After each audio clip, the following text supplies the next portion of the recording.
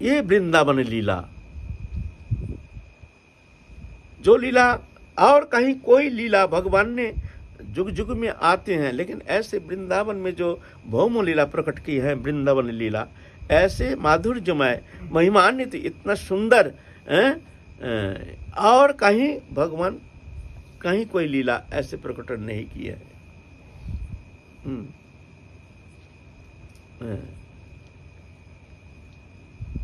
ब्रज गोपियां चाहते थे कृष्ण हमारे घर आ जाए, हमारे घर में आकर भगवान चोरी करें, उससे ऐसे आनंद लीला करेंगे। भगवान गोपियां सब चाहती थी कि कृष्ण हमारे घर आ जाए।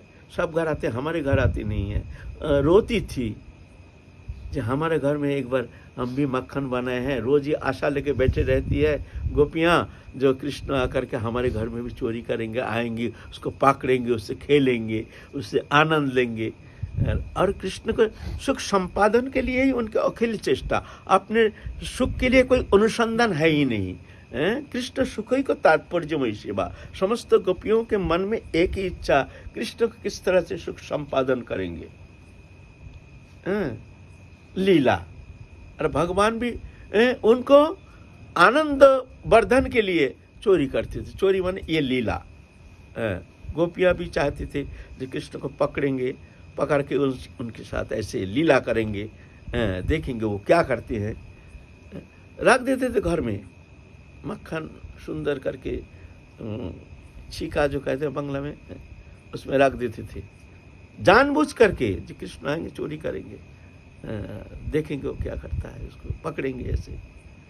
लेकिन पकड़ नहीं पाते थे। ऐसे चालाक, ऐसे बुद्धिमान भाई कहां से कैसे चोरी करेंगे, कोई समझ के बाहर। एक दिन क्या हुआ, मक्खन तो रख दिया गोपी ने। एक बुढ़ी गोपी वो बैठी है चुपचाप एक कोने में। जो कृष्ण तो आएगा, हम उसको पकड़ेंगे।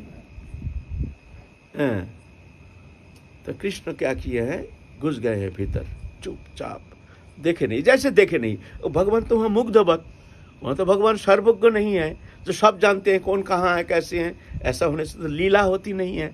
भगवान सर्वज्ञ, सब जानते हैं कौन कहाँ है, सब तो इसमें कोई लीला का कोई आनंद थोड़ी होता है।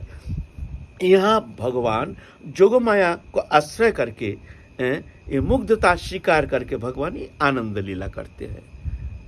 जोगमाया को आश्रय करके मुग्धता, भगवान घुस गए हैं घर के अंदर चुपचाप। जा करके वो मक्खन के हंडी है ना, बाहर में ठड़ा है, सब ग्वाल वालों लिया है। और डोकड़ी तो कान्हैया आज तेरे को पकड़ लिया, आज तेरे को पकड़ लिया, तूने चढ़ी करता है ऐसे, हैं? और कान्हैया ने फट क्या किया है, एक कपड़ा से ना मक्खन को तो ले लिया ना, अब कपड़ा से ढक दिया फट करके। ओ मौसी, ओ मौसी। और डोकरी ना वो दरजा बंद करके दरजे के पास खड़ी है चुपचाप, जैसे वो भाग ना जाए। आज कृष्ण को, कन्हैया को पकड़ लिया। कृष्ण जैसे देखे ही नहीं, मक्खन का ये तो चपटा तो ले लिया ना, लेकर के ये कपड़ा से ढक लिया। ढक करके चिल्ला रहे, ओ मौसी, ओ मौसी, ओ चाची, कहाँ गए। डोगरी कहते कान्हैया चालाकी करता है, मक्खन चोरी करने आया है। ओ मौसी, दिखता ही नहीं, चिल्ला रहे हैं। अरे दादी तुम यहाँ बैठी हो, देखो मैया ने आज सत्यनारायण का कथा हुई घर में, तो मैया ने प्रसाद भेज दिया, बोले जाओ तेरे मौसी को पहुँचाया। तो हम मक्खन प्रसाद लेके आए हैं देने के लिए, ले कहाँ रखेंगे, मैया ने प्रसाद दिया। एकदम ऐसे नाटक, चपटा तो है ना हाथ में, मैया ने प्रसाद दिया, जल्दी कहाँ रखूँ, कहाँ रखूँ, जल्दी जाना है, मैया वहाँ बैठी है, हमको बुला रहे हैं, बोलो कहाँ कहाँ रखूँ, कहाँ रखूँ। कान्हैया तैने झूठ बोलता है, हमने देखा वहाँ से मक्खन के तू चपटा उठा लिया।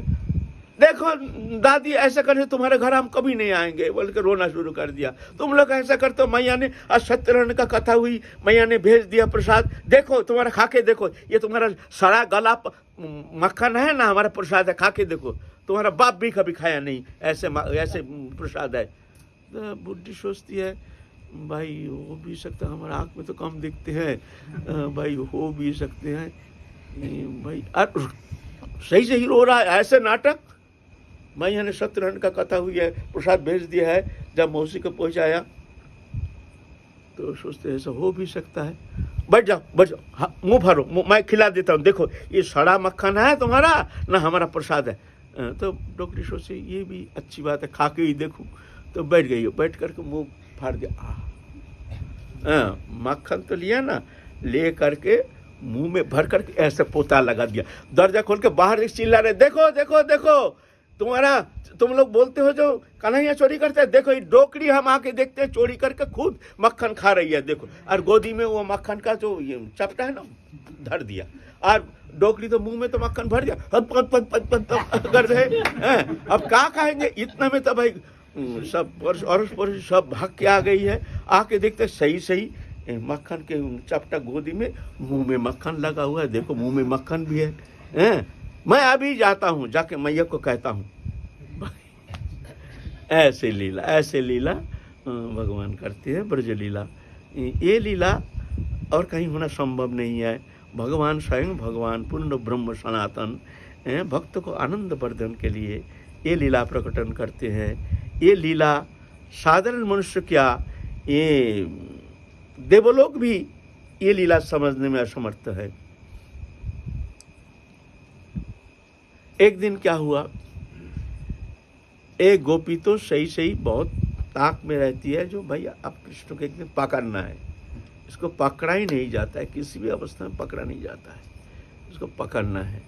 तो एक दिन कृष्ण ग्वाल वालों के साथ घुस गया, घुस करके मक्खन तो चपटा तो ले लिया।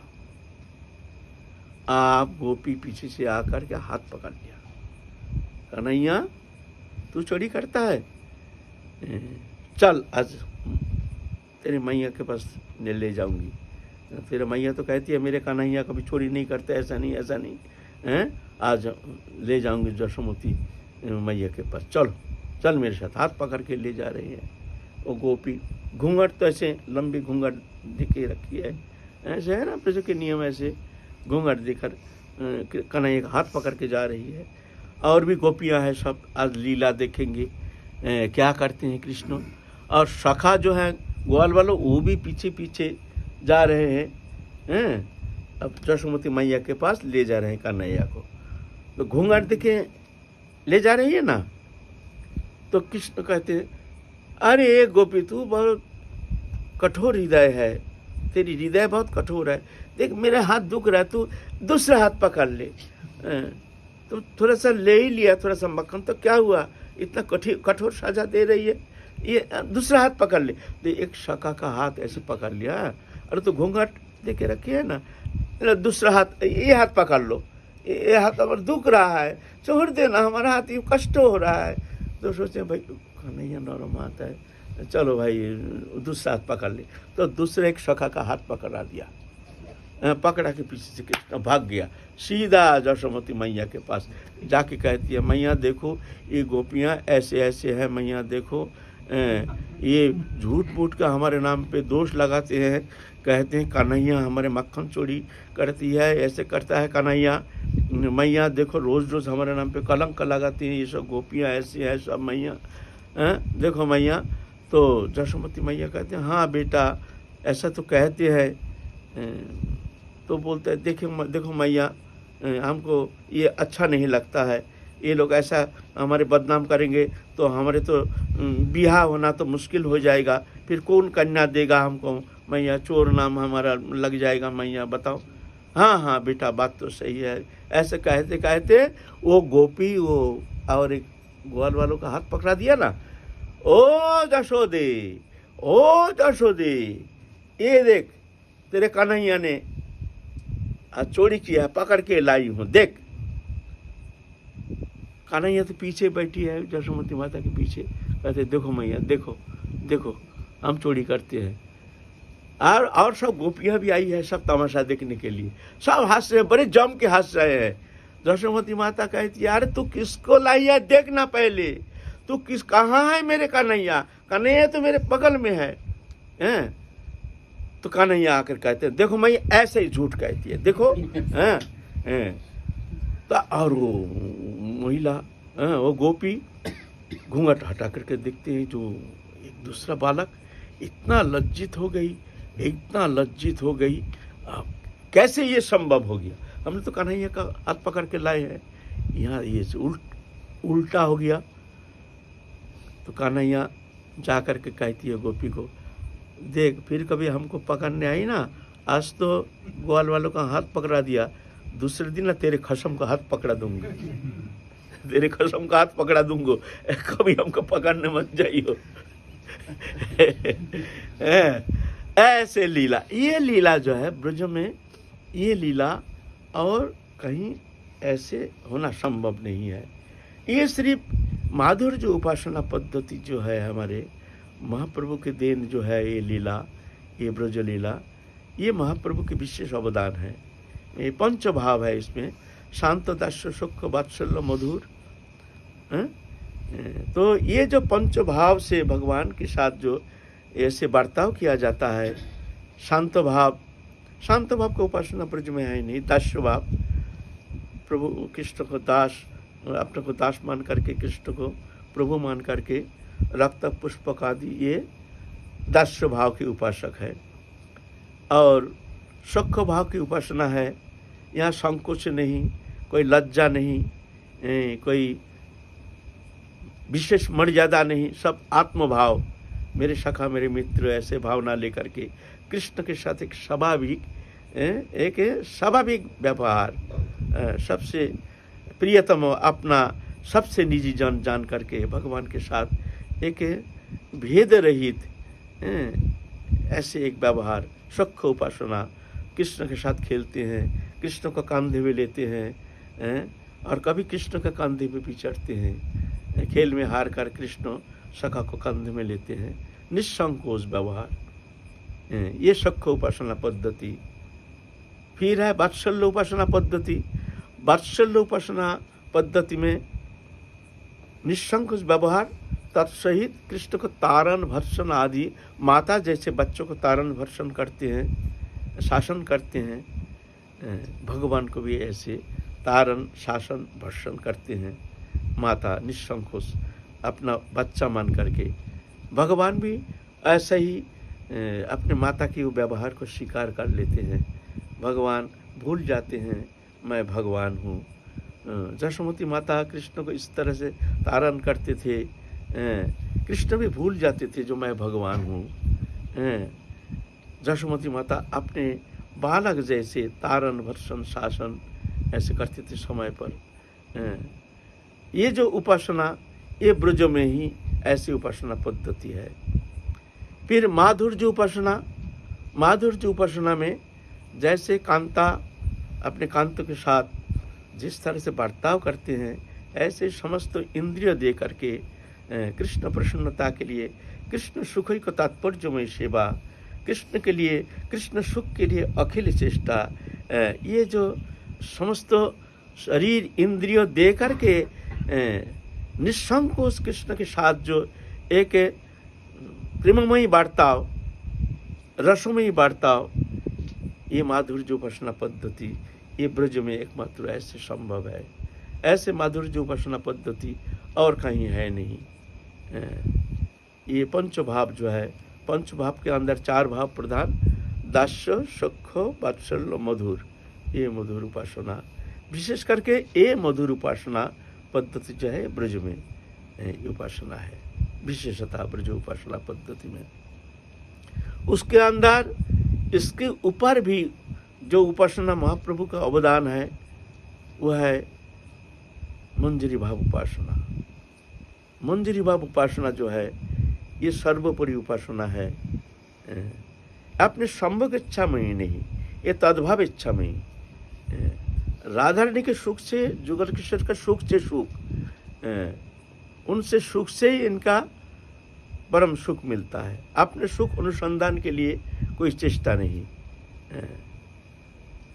जुगल किशोर जो आनंद प्राप्त करते हैं, उस आनंद ये शतगुण प्राप्त करते हैं। ये मंजरी उपासना। श्रीमतीर समा सबे देहभेद मात्र, एक प्राण एक आत्मा सबे राधा तंत्र।